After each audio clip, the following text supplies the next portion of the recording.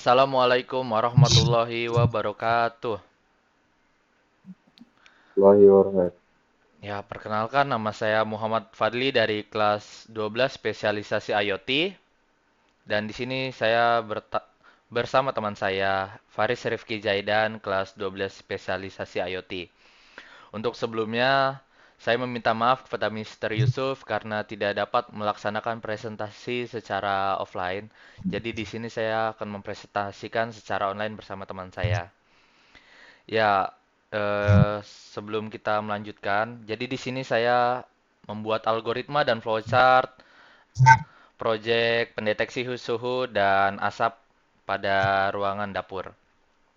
Nah, jadi di sini tuh ada algoritma yang pertama-tama mulai, kemudian yang kedua inisialisasi perangkat. Nah, di inisialisasi perangkat ini kita membutuhkan ESP32, MQ135 atau sensor asap, DHT11 atau sensor suhu, kemudian blower mini. Nah, selanjutnya, siapkan program ESP32 dan aplikasi Blink. Verify, verify program ESP32. Ketika program ini berhasil di-verify atau sudah tidak ada kesalahan, baru kita upload program ke ESP32. Nah, selanjutnya, sensor mendeteksi asap. Nah, asap terdeteksi. Ketika sensor tidak mendeteksi adanya asap, dia akan naik lagi ke mendeteksi asap. Kemudian, ketika adanya asap yang dideteksi oleh sensor, kemudian blower akan menyala. Nah, selanjutnya, sensor mendeteksi suhu. Nah, setelah itu akan menampilkan suhu di aplikasi Blink. Sekian algoritma dan flowchartnya. Selanjutnya akan ada di sesi tanya jawab oleh saya dan Faris Rifki Zaidan. Baik, sebelumnya izin saya ingin bertanya. Yang pertama, eh, sebelum kamu membuat alat ini, apa yang Anda pikirkan? Kenapa tiba-tiba kayak, wah, ini alat mungkin yang sangat berguna gitu. Apa awalnya? Ya, awalnya saya berpikir dalam suatu dapur kan sangat panas ya.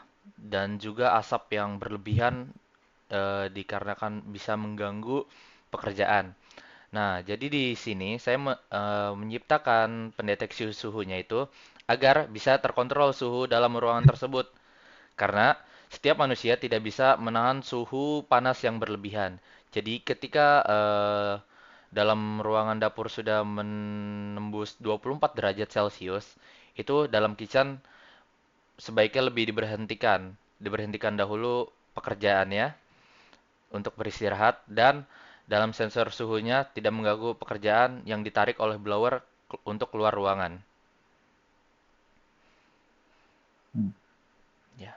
Eh, oke, oke, oke. Eh, lalu untuk masyarakat, kira-kira apa sih manfaatnya dari alat ini gitu? Untuk manfaat masyarakat ya seperti yang saya jelaskan tadi, manfaatnya untuk bisa mengontrol kondisinya dan tidak mengganggu pekerjaan dalam ruangan atau dapur yang bisa mengganggu ya, yang asapnya banyak banget itu sih. Oh, terus ada lagi pertanyaan dari saya, eh, jika kamu benar-benar serius membuat alat ini, suatu saat nanti apakah kamu akan kembangkan? Ya, pastinya saya akan selalu kembangkan ya project saya yang pertama di kelas 12 ini untuk bisa diaplikasikan lah di dapur rumah atau di restoran. Itu sih, bisa saya kembangkan terus-menerus. Oh, lalu jika kamu ingin kembangkan, kira-kira siapa sih target dari kita Ya, target ataupun dari saya sih untuk orang-orang dapur ya, seperti pekerja yang mempunyai restoran, yang biasa kerja di dapur rumah, yang Hmm, berkaitan dengan dapur lebih tepatnya. oh, jadi target pasarnya itu eh, diperuntukkan untuk orang-orang yang sering berkegiatan di dapur ya. Betul. Terus ada lagi mungkin terakhir. Jadi apakah kita harus install aplikasi Bylink ya?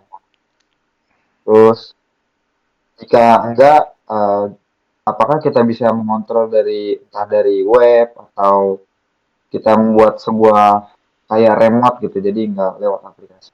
Nggak bisa. Bisa, bisa. Jadi untuk webnya ini tidak menentu di Blink ya, bisa di web yang lain, web bawaan dari ISP-nya nanti, Oke, atau oke. ada di browser. Mungkin cukup untuk saya. Ya, mungkin cukup sekian presentasi algoritma dan flowchart dari saya. Kurang dan lebihnya mohon maaf. Wassalamualaikum warahmatullahi wabarakatuh.